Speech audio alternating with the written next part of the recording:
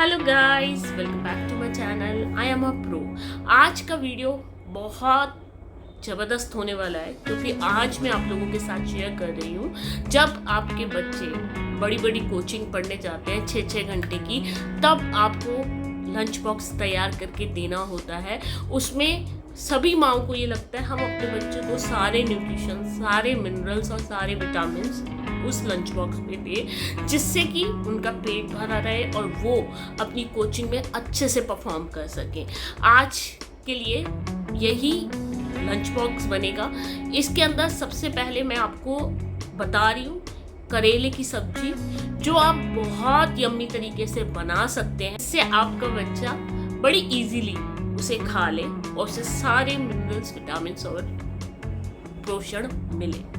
मसालेदार करेले की सब्जी बनाने के लिए सबसे पहले मैंने लिए हैं आधा किलो करेले और इसको आगे और पीछे से काटने के बाद इसको पीलर की मदद से मैं ऊपर की स्किन निकाल रही हूँ। देखिए आप कि पीलर की मदद से ना बहुत आराम से इसकी ऊपर की स्किन निकल जाती है। अगर यही काम अगर चाकू से करेंगे ना हम, तो बहुत टाइम लगता है इसको छीलने में। तो सबसे इजी वे यही है कि आप इसको ना पीलर से निकाल लें। ये देखिए, फिर से दिखा रही हूँ किस तरीके से निकालना है। दोनों को आगे और पीछे से इसका काट दिया है और फिर इसको पीलर की मदद से आराम से हम छील लेंगे। सारे करेले को बिल्कुल इसी तरीके से हमें छील लेना है। छील लेने के बाद हम इसे ना वॉश कर लेंगे, साफ़ कर देंगे और फिर हम इसको अपना करेलों को काटेंगे। आप देख पा रहे होंगे कि किस तरीके से बड़े आराम से पीलर की सहायता से स्किन निकल रही है। अब बस इन सभी को मैं छील के दिखाती हूँ आपको। ये मैंने छील लिया है, फिर उसके बाद मैंने इसे वॉश कर लिया है। अब हम इसे काट लेंगे। यहाँ पे ध्यान रखना है कि हम जो करेलों को फ्राई करेंगे, इसलिए बहुत पतला भी नहीं काटना है कि तलने की वजह से वो सूख के जरा से हो जाए, और बहुत मोटा भी नहीं काटना कि तले और वो अंदर तक पके नहीं। मीडियम साइज़ का काटेंगे। आप स्क्रीन पे देख पा रहे होंगे इसकी मोटाई, बस इतना ही मोटा काटना है। और सारों को काट के इसके अंदर नमक लगा के रख देंगे एक पूरी रात। इससे क्या होगा, नमक लगा के जब हम करेलों को रखते हैं तो करेले अपना कड़वा पानी निकाल देते हैं और कम कड़वे हो जाते हैं। अब जैसे ही हम सुबह के टाइम इसको देखेंगे ना, तो ये इसमें से पानी रिलीज़ हो रहा होगा। अब ये देखिए करेले आ गए, इनको मैंने वॉश कर लिया टैप वाटर में। और अब मैं लेके आ गई हूँ 2 आलू। इन आलूओं को अच्छे से छील लेंगे।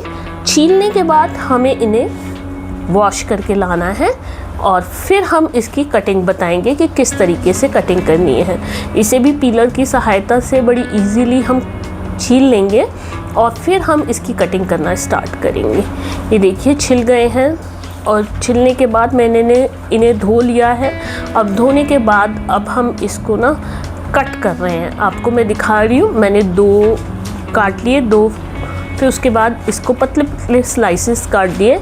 मोटाई हमारी 1 रुपये के सिक्के के बराबर होगी, पर ये चौड़ाई ज़्यादा है, इसलिए इसको इस तरीके से हम बीच में से भी काट देंगे। बिल्कुल वैसे ही काटना है जैसे हम अपने बच्चों को फ्रेंच फ्राइज़ बना के देते हैं ना आलू के, बिल्कुल वैसे ही काट लेना है। ये सभी आलू मैंने काट लिए हैं और इसे एक बाउल में अलग से रख लूँगी, जैसे कि मैंने करेले रखे हैं। बस यहाँ पे हमें जो आलू के बाउल है ना, उसके अंदर हमें पानी डाल के रखना है, जिससे हमारे आलू काले ना हों। आलू की कटिंग होने के बाद हम आ गए हैं अपने प्याज की तरफ। प्याज को भी अब हम छील के धो के लेके आते हैं। यहाँ पे धोना बहुत ज़रूरी है क्योंकि प्याज की एक परत निकालने के बाद भी इसमें हमारे हाथों के थ्रू डस्ट लग जाती है। तो अब ये देखिए मैंने काट लिया है, 2 पीसेस में काटा है। इसको लंबे वाली साइड से वर्टिकली काटना है और इसको काटने के लिए सिर्फ हमें मोटाई चाहिए 1 रुपये के सिक्के की मोटाई जितनी होती है उतनी मोटाई चाहिए। और हमें सारे प्याज को काटने के बाद इसे अलग अलग कर लेना है। इसके जो लेयर्स है उसको अलग अलग करना है। आप देखिए मैं किस तरीके से काट रही हूँ, बिल्कुल पास से दिखा रही हूँ। और अब ये कट गए हैं तो अब इनको हम इनकी एक एक लेयर को अलग अलग कर लेंगे। आप देख पा रहे होंगे ये सारे प्याज को मैंने काटने के बाद लेयर कर ली है और इसे भी एक बाउल के अंदर अलग से रख लिया है। अब हमारी कटिंग तो हो गई है पूरी। हमने आलू काट लिया है, प्याज काट लिया है और हमने अपने करेले भी काट लिए हैं। अब 2 बड़े चम्मच हमने तेल रख दिया है कढ़ाई के अंदर और सबसे पहले हम करेलों को फ्राई कर लेंगे। ये शैलो फ्राई कर रही हूँ, डीप फ्राई नहीं कर रहे हैं, शैलो फ्राई कर रहे हैं। जैसे ही हमारा जो तेल गरम होगा उसमें हम इसको डाल देंगे और बिल्कुल अच्छे से बिछा देंगे, जैसे एक एक करके उसको नीचे तले में बिछा लेंगे।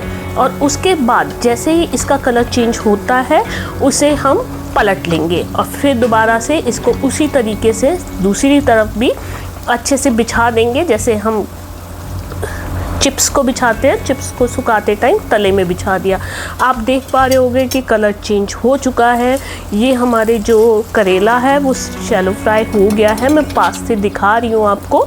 और अब हम इसका तेल निकालते हुए देखिए, आप मैं छन्नी से तेल निकाल दे रही हूँ पूरे तरीके से और फिर हम इसको एक प्लेट में निकाल लेंगे। यहाँ पे तेल निकालना ज़रूरी है क्योंकि अभी अभी हमें आलू भी फ्राई करना है और प्याज भी फ्राई करना है, इसलिए जितना हो सके उतना छन्नी के द्वारा आप तेल निकाल लें, जिससे आपको दोबारा तेल लेने की ज़रूरत ना पड़े। अब हम ले लेंगे आलूओं को। पूरे जो करेले हैं वो अच्छे से हमने निकाल लिए हैं और अब हम इसके अंदर आलू डाल देंगे।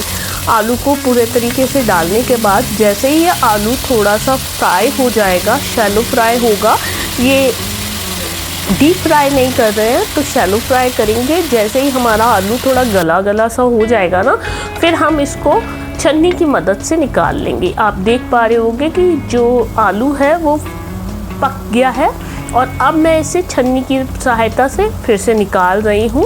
सारे आलूओं को निकाल लिया है और अब हमने थोड़ा सा तेल बचा है, इसी के अंदर हम प्याज को फ्राई कर देंगे। आप देख पा रहे होंगे। अब प्याज को भी हम कलर चेंज हो जाए, हल्का ब्राउन हो जाए, तब तक फ्राई करेंगे। आप देख पा रहे हो कि किस तरीके से फ्राई हो रहे हैं। यहाँ पे फ्लेम को हम मीडियम पर ही रखेंगे।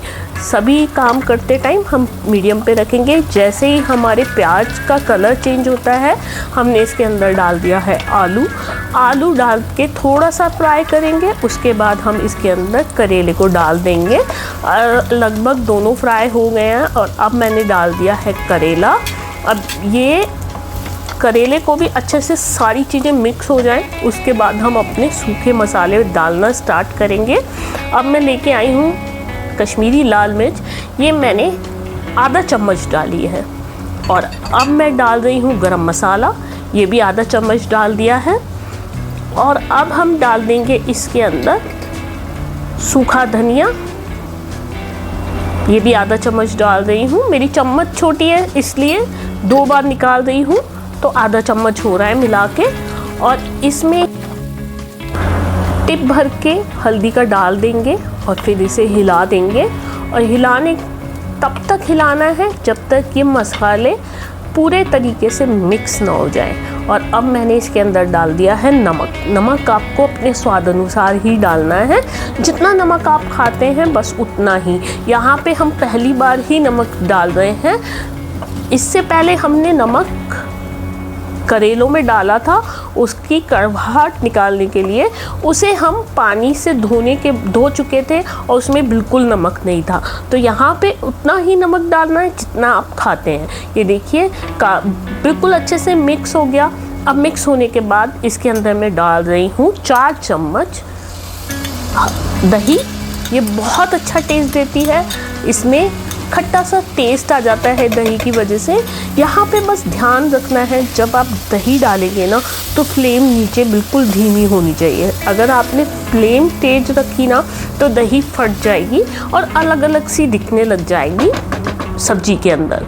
तो अब 10 मिनट के लिए इसको धीमी आंच में हम पकने के लिए छोड़ देंगे और हमारी जो सब्जी है वो बन के तैयार हो गई है। बहुत टेस्टी, बहुत यम्मी और बहुत न्यूट्रिशन वाली होती है। इसके अंदर सभी प्रकार के मिनरल्स, विटामिन सब होता है और आपको पता है ये बच्चे बड़े आराम से खा लेते हैं।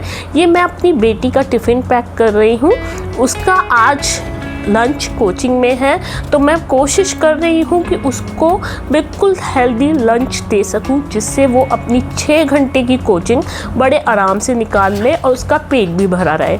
अब देखिए मैंने करेले की सब्ज़ी बना दी, 2 पराठे दिए हैं उसे, साथ में थोड़ा सैलेड दिया है और इसी के साथ थोड़ी सी दही दे दूँगी और उसका लंच हो गया तैयार।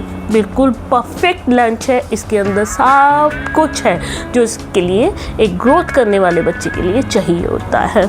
अगर ये मेरा वीडियो आपको पसंद आया हो तो प्लीज़ लाइक और सब्सक्राइब कर देना।